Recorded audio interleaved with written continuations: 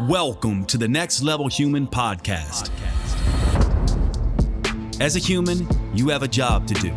In fact, you have 4 jobs: to earn and manage money, to attain and maintain health and fitness, to build and sustain personal relationships, to find meaning and make a difference. None of these jobs are taught in school, and that is what this podcast is designed to do: to educate us all on living our most fulfilled lives through the mastery of these 4 jobs. I'm your host, Dr. Jade, Teta, and I believe we are here living this life for 3 reasons, and 3 reasons only: to learn, to teach, and to love. In this podcast, I will be learning, teaching, and loving right along with you. I'm grateful to have your company. Here's to our next level.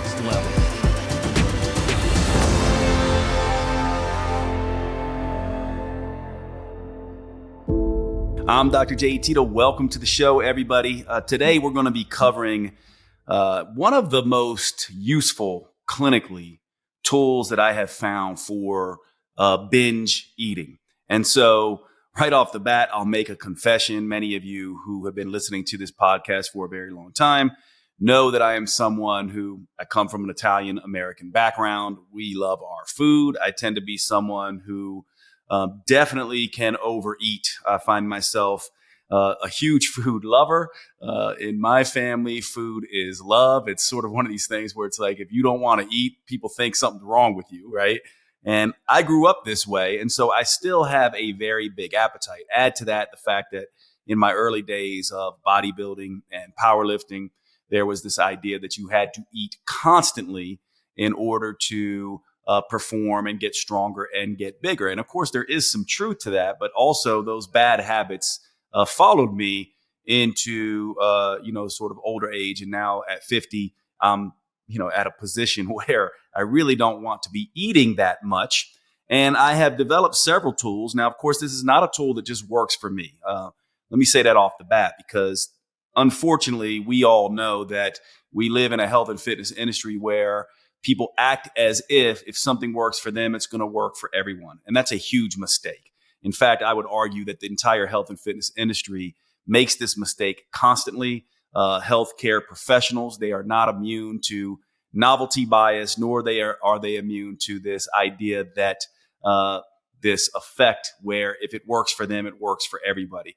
Obviously, we should all know better, but this is a human condition. I even do it at times. I have to remind myself.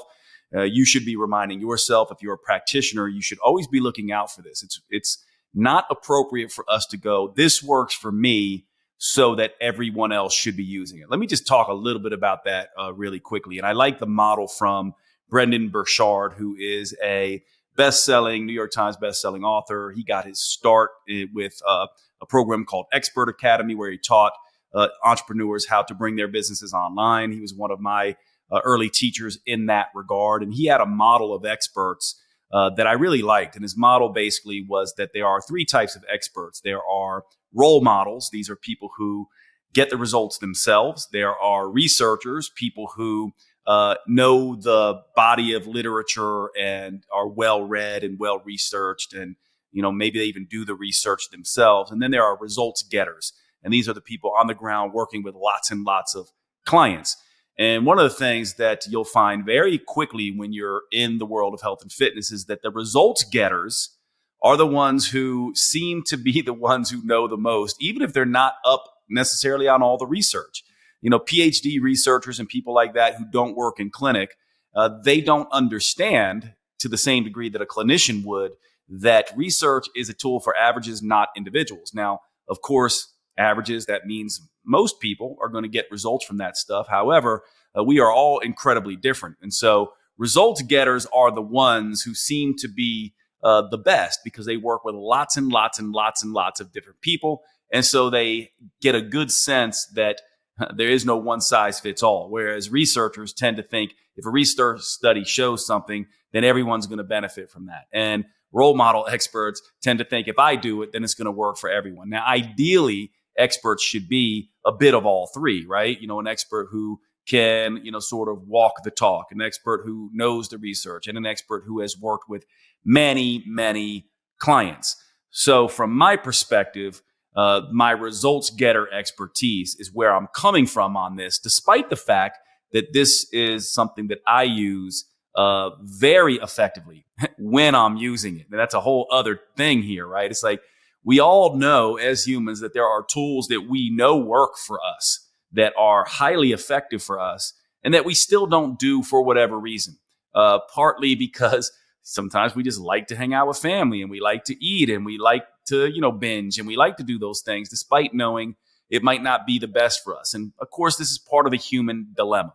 But today we're going to talk about a technique that works incredibly well for me as someone who can fall prey to binge eating, and has worked incredibly well for all of my clients, especially the ones who can do it. And these are preloads and postloads. Preload proteins and postload proteins. So you might say, well, first of all, let's cover what a preload is. A preload is a substance in the research that essentially is used prior to a meal to stave off a hunger during that meal. Ideally, it's something that you take prior to a meal that causes you to eat less at that meal. And even more ideally, it's something that you take before a meal that makes you eat less of that, so much less at that meal that even the calories in the thing plus the meal create a less of an effect than would be otherwise, right? In other words, there's no point of taking a preload that has 300 calories and then eating 1,000-calorie meal and getting a total of 1,300 calories, and ultimately, another meal which is still 1,300 calories if you were sort of left alone without the preload, right? So that doesn't make a difference. What you want is a preload that has 300 calories and then causes you to eat, 700 calories at the meal. So you're only taking in 1,000 calories when you normally would have been eating 1,300 calories. So this is part of what we're talking about a preload. It's something that should cause you to eat so much less at the meal that you eat less overall, even including the calories from that preload. Now, the simplest preload would be water. Of course, there's no calories in water or not, but water can act as a preload. If you drink 2 big glasses of water before a meal, it can cause you to eat less simply by stomach distension, stretch receptors in the stomach, shutting down some hunger. You can get some effects with just water as a preload. And most people who are in the health and fitness industry use this to their advantage. We know that taking in water as a preload is a great approach. Of course, there are historic preloads, things like bitters, especially salads and greens and things like that prior to the meal. We know that bitters and salads, which have bitters in them, and vinegars and things like that, can cause changes in certain incretins like GLP-1 and other incretins that shut down hunger to some degree. And these have very little calories as well. So these are things like apple cider vinegars, balsamic vinegars, lemon juice, coffee, cocoa powder, any kind of bitter or just straight bitters, that you put in your alcoholic beverages and things like that. These can be effective preloads. So all of these preloads can make a difference, and you can do lots of different types of preloads. Obviously the ideal preload would have no calories in it. And we've even seen research on taking this preload concept to a little bit more useful concept where you actually within the meal eat the meal in a particular order so that you're eating the protein perhaps and the vegetables first before you eat the starches and the fats. So for example, let's say you have a chicken breast with some broccoli and a baked potato with butter on it. In this concept, you would eat the chicken and the broccoli first, then follow up the baked potato. And the thought there being that perhaps you end up eating less of the baked potato and you become full. Now, one research study on this showed that there was no weight loss with this approach, but it did help with blood sugar balance. And of course, that tells you that perhaps over time that could have resulted in some weight loss for those people. So that's ultimately what we're talking about here when we talk about preloads. And so if you've never heard of this concept, many of you professionals have. I have a lot of professionals who listen to this podcast. You obviously know about Preloads. Many of you who are the lay public, who are not in the health and fitness industry, but are just fitness and health enthusiasts, may not have heard of Preloads. And this is an exciting area for you because they can make a very big difference, actually. So let's talk about the preload concept of then protein really quickly. What does protein do? Well, we know that protein is the most satiating macronutrient. Now, we talk about satiating. This is hunger suppression, right? So there's satiation, which is short-term hunger suppression. And then there's satiety, which is long-term hunger suppression. We know that protein is very good at short-term hunger suppression. So if you include it in a meal, it tends to fill you up faster during that meal. And we also know that it is great for satiety. In other words, it lasts. So for 4 to 6 hours, the more protein you have at a meal, the next 4 to 6 hours, you're probably going to have more satiety. You're going to get satiation short-term and long-term satiety, hopefully for 4 to 6 hours, so you don't end up snacking. Protein can be really good in that regard, and especially if you use lean protein sources. Not that there's anything wrong with fat. Fat is very healthy. It's something that we absolutely need. It's just that why add the extra calories if you're trying to lose weight? Why not just stick with lean protein so you get less calories? So this would be a chicken breast versus, let's say, a ribeye steak. Now, of course, once again, we have to understand that everyone is individual. So for some people, protein might be great for short-term satiation, but is not as good as fat for them for long-term satiety. And you would have to understand this. Some people do much better with satiety by having a little bit more fat in their diet. And even some people do much better with satiety by doing a little bit more carbohydrate in their diet. And so when it comes to satiety, long-term hunger suppression, this is a very individual, but we do know, at least in the research, and I will tell you in my clinical experience, it's one of the most powerful things, which is why we're having this conversation, that protein is incredibly powerful used as a preload. I'm sorry to break into the show, but I wanted to take a second to cover one of our sponsors and tell you all about Paleo Valley at paleovalley.com.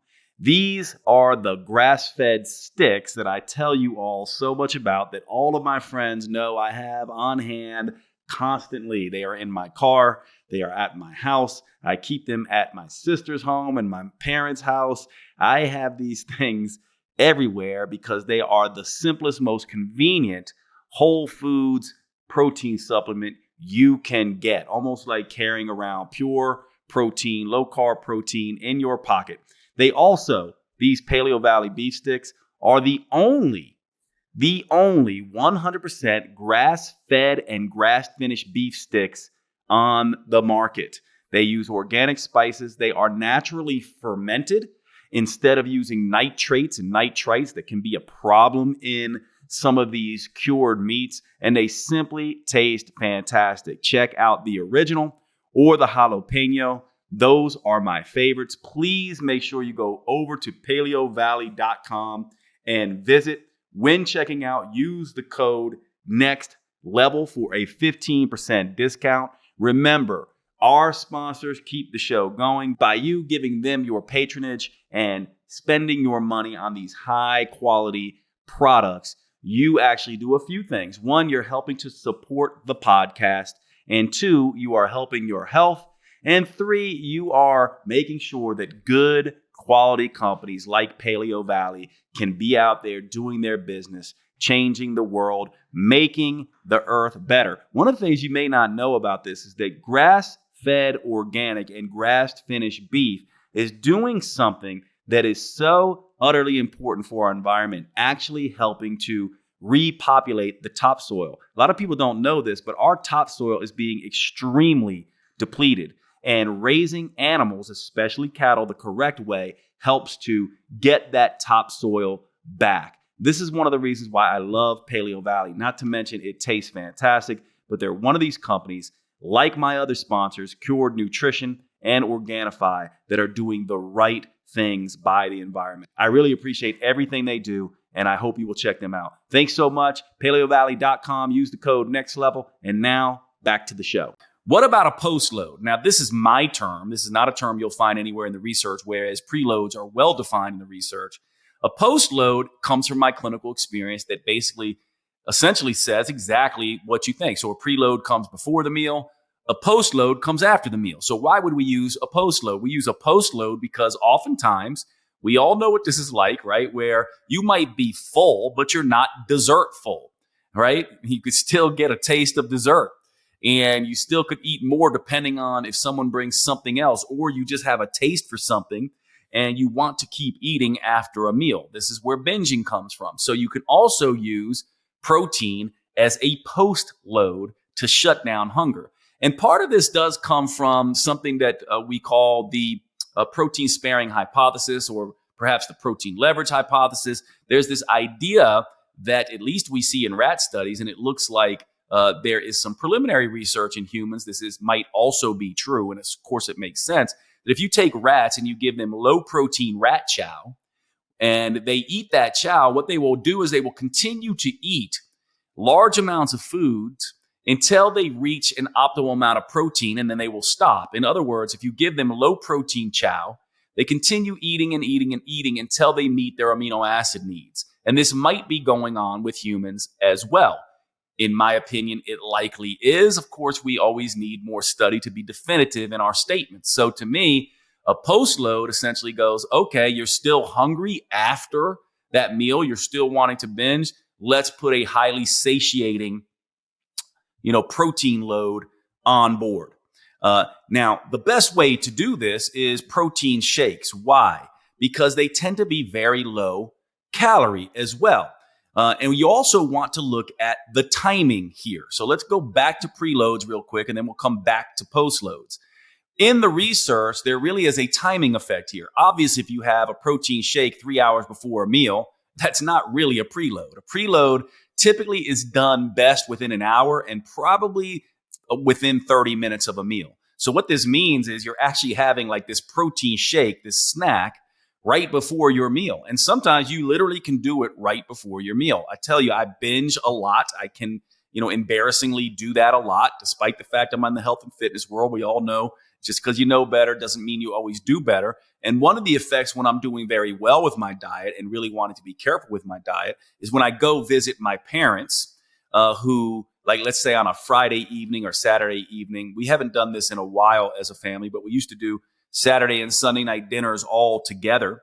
And so what I would do to mitigate overeating at those meals is I would tend to fast all day. And then I would, right before I went to the meal, I would work out. And then right after my workout, I would have a protein shake of about 30 to 40 grams. And then I would immediately eat. And this was fantastic on allowing me to not overdrink and not overeat. And of course, part of the reason I came up with this was because reading research, trying it in my clients and them getting such good results that I was like, this is probably going to work for me. And it does work wonderfully. And it works wonderfully for, I'm telling you, the vast majority of clients over my career. And there are very few things in the health and fitness industry that work for the vast majority of people. Usually it's like a third of people it's going to work for, a third of people it's not going to work for, right? And a third of people, like a third of people is going to work for, a third of people it's going to make them worse, right? And the third of people it's not going to have any real effect.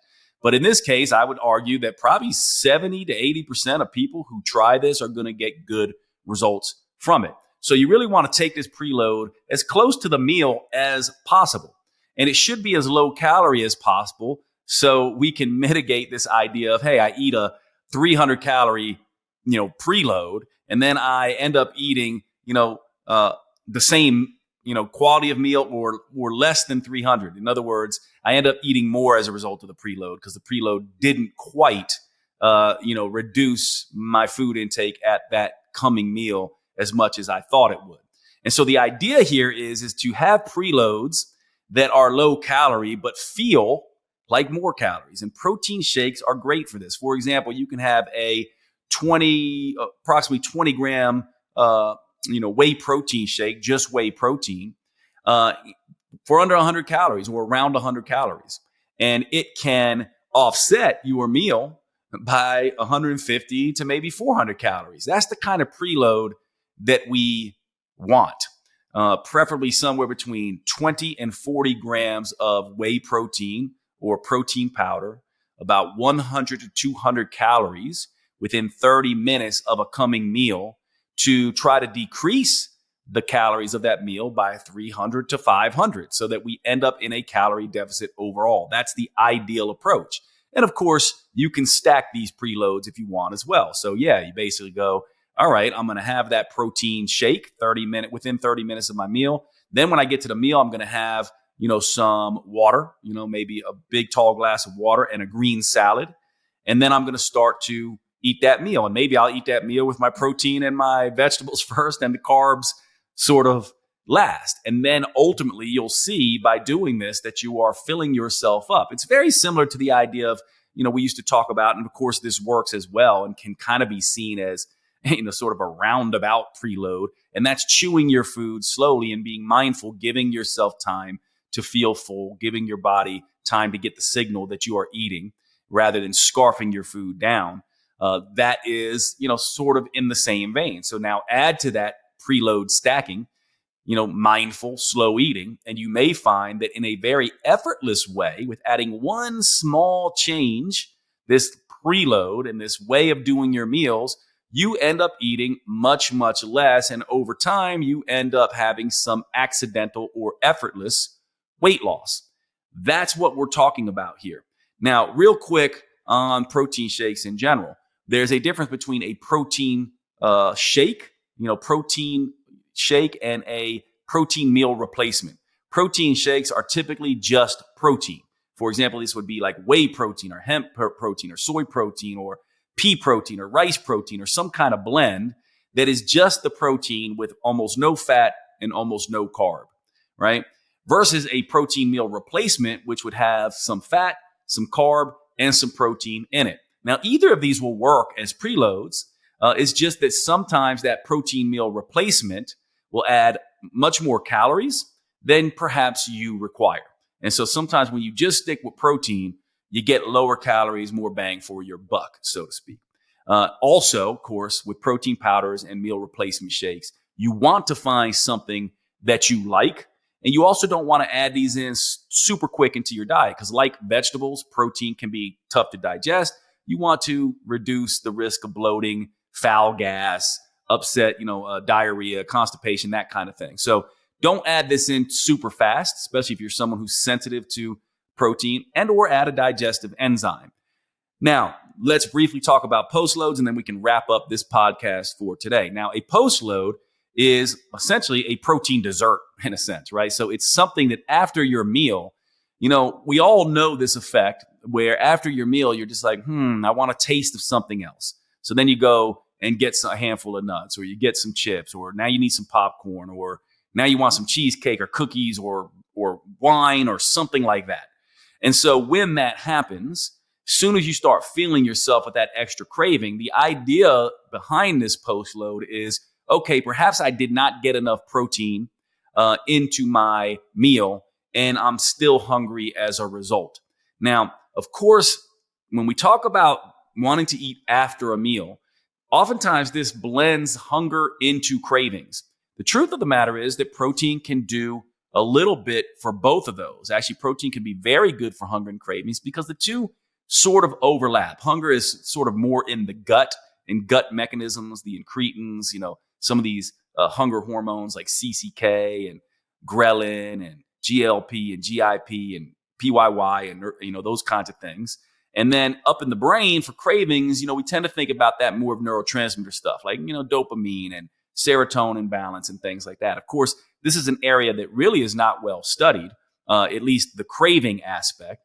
We do know, at least the research heavily hints that cortisol and stress is involved here. And of course, whey protein and amino acids can be precursors to dopamine and serotonin and lower cortisol. And so protein will have an effect here as well. And so a postload is essentially doing the same thing you did with the preload. Just once you start feeling, hey, I'm not as satisfied, I am having cravings and or I'm still somewhat hungry, then you have more of that protein shake as like a protein dessert after the meal. And this is essentially staving off future calories snacking late into the night. And both of these work incredibly well. Now, the reason I wanted to do this podcast is because I get this question all the time, and it's been happening, more lately. And of course, a lot of what I share here on this podcast comes from a lot of what you all are asking, what I'm getting in my DMs, what's coming through, in terms of emails and things like that. And so I've been getting a lot of, hey, I'm binging. How do I shut off hunger? How do I deal with cravings? How do I stop eating once I finish a meal? And of course, preloads and postloads are one of these super simple, highly effective things that have, at least in the preload world, a lot of good research on them that not a lot of people use and know about. Sometimes these things that we know about, we know work, because they're not as sexy as the newfangled thing, they oftentimes are, sort of forgotten about. And I just wanted to remind everyone how powerful these things are. And one of the things I have found in my clinical career is that small little things, small changes that you can make, that you can easily incorporate into your habits and your meal structures and your exercise and your daily routines can have big, big dividends. And preloads and postloads definitely can do that. And so that's why I wanted to cover them. And so once again, preloads before the meal, really 20 to 40 grams of protein ideally, and postloads, same thing, after the meal, 20 to 40 grams of protein in the shape of or form of shakes.